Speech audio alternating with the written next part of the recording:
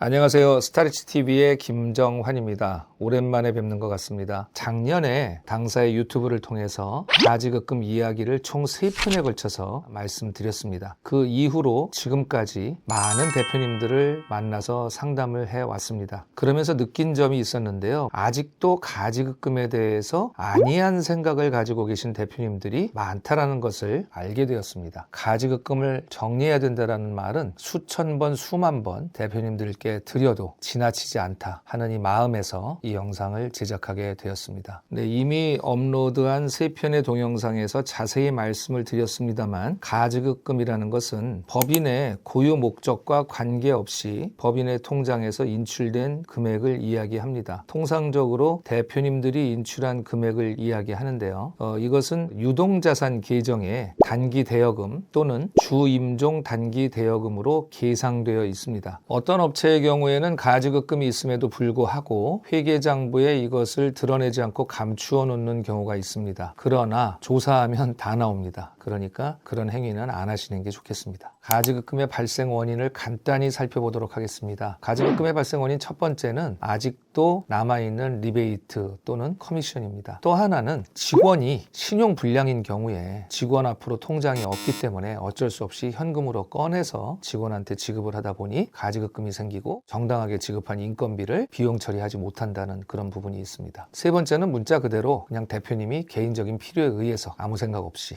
회사에서 돈을 꺼내신 경우입니다. 어떤 대표님은 좋은 일을 하신다고 돈을 꺼내서 본인의 명의로 기부를 하시는 것도 제가 본 적이 있습니다. 그런 경우엔 차라리 법인으로 기부를 하면 법인이 기부금 공제도 받을 수가 있고 좋았을 텐데 여러 가지 무지에서 비롯된 행동이었다고 저는 생각을 합니다. 내 잘못으로 가지급금이 생긴 것도 아니고 어쩔 수 없는 회사의 구조 또는 사회 구조상 가지급금이 생겼음에도 불구하고 소위 말하는 독박을 쓰게 되시니까 얼마나 억울하시겠습니까? 그러나 현행 세법은 그러하고 국가에서는 가지급금으로 인해서 법인과 대표님한테 여러 가지 불이익을 주고 있습니다. 첫 번째 불이익은 뭐냐면은 대표님이 대여금에 대해서 그 이자를 납부 안 하셨거나 시가보다 낮은 이자를 납입을 하신 게 밝혀지면 그것에 대해서도 법인의 이익으로 봐서 법인세를 추징하게 됩니다. 그리고 대표님께는 또 소득세로 추징을 하게 되는 세금적인 불이익을 받게 되는 상황이 됩니다. 가지급금 인정 이자를 계산할 때에는 법인이 쓰고 있는 가중평균 차입 이자율을 적용을 합니다. 그것이 계산하기 어렵거나 없을 때에는 당좌 대출 이자율, 현재 국가에서 정한 당좌 대출 이자율은 4.6%인데요. 그것을 한번 적용하면 3년간 변동할 수가 없습니다. 두 번째 가지급금으로 인한 불이익은요. 업무무관 가지급금이 있는 경우 법인이 차입하고 있는 총 차입금에 대한 비율에서 그 가지급금만큼을 빼고 이자 비용을 처리할 수 있도록 되어 있습니다. 예를 들어 법인이 10억의 기업자금을 대출받아 쓰고 있습니다. 그런데 가지급금이 3억이 있다고 가정을 한다면 그 3억만큼에 대한 비용은 국가에서 인정을 해주지 않습니다. 즉 10억을 빌려서 이자를 10억에 대해서 냈는데도 불구하고 가지급금 3억이 있기 때문에 7억에 대한 이자만큼만 비용으로 인정을 받아서 또 법인세를 내야 되는 이런 이중고를 겪게 된다는 말씀입니다. 가지급금으로 인한 세 번째 불이익은요. 대표이사의 업무무관 가지급금은 비용 처리가 불가하다는 말씀입니다. 즉 타인에게 빌려준 대여금이나 매출 채권 등의 부실이 발생해서 소멸시효가 될 경우에 법인은 이것을 비용으로 처리할 수가 있습니다. 그러나 대표이사의 가지급금은 소멸시효라는 것이 없습니다. 혹시라도 법인을 완전히 폐업할 경우에도 대표이사의 가지급금에 대해서 소득세를 납부하셔야 가지급금은 사라지게 됩니다.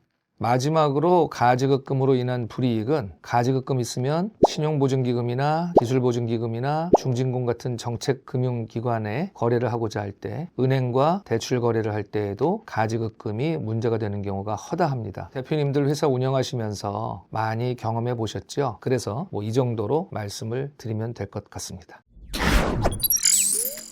제가 얼마 전에 배우자 증여 주식 소각과 관련된 판례를 긴급 속보로 업로드한 적이 있습니다. 제가 그걸 업로드하는 것을 준비하면서 법원에서 나온 판결문을 자세히 읽다 보니까 가지급금 정리를 함으로써 기업의 재무 건전성을 확보하고자 그렇게 했다라는 내용이 나옵니다. 그리고 판사님께서 쓰신 판결문에도 배우자 증여 이익 소각을 통한 주식을 소각해서 그 소각 대금으로 가지급금을 상환함으로써 부채 비율을 감소시켜 기업 재무 재무 건전성을 높이려고 했고 그것이 실제로 이루어졌다라고 명시하고 있습니다. 물론 부채 비율과 관련된 부분에 있어서는 가지급금을 해결한다고 해서 부채 비율이 개선되거나 그런 연관성은 크지 않기 때문에 조금 오류는 있습니다만 법원에서조차도 가지급금이라는 것은 기업 재무 건전성에 저해가 된다라고 보고 있는 것입니다. 가지급금이 10억이 있다고 한번 가정해 보겠습니다. 10억에 대해서 당좌 대출 이자율 4.6%를 매년 대표님이 법인에 납입한다고 생각해 보십시다. 4,600만 원입니다. 한 달에 400만 원 정도 되는 돈을 대표님께서 매년 법인에 내셔야 합니다. 법인은 그것이 이익으로 잡히고 법인세를 내야 되고 결국 상속 증여의 문제까지 주가에 영향을 주기 때문에 그것이 미처분 이익 잉여금까지 연동된다는 것을 알고 계실 것입니다. 10년 동안 인정이자를 내셨다고 하면 4,600만 원 곱하기 10년 하면 4억 6천만 원의 이자를 내신 겁니다. 그런데 가지금 10억은 줄어들었나요? 그렇지 않습니다. 10억은 그 자리에 그대로 있습니다. 이걸 어떻게 하실 겁니까?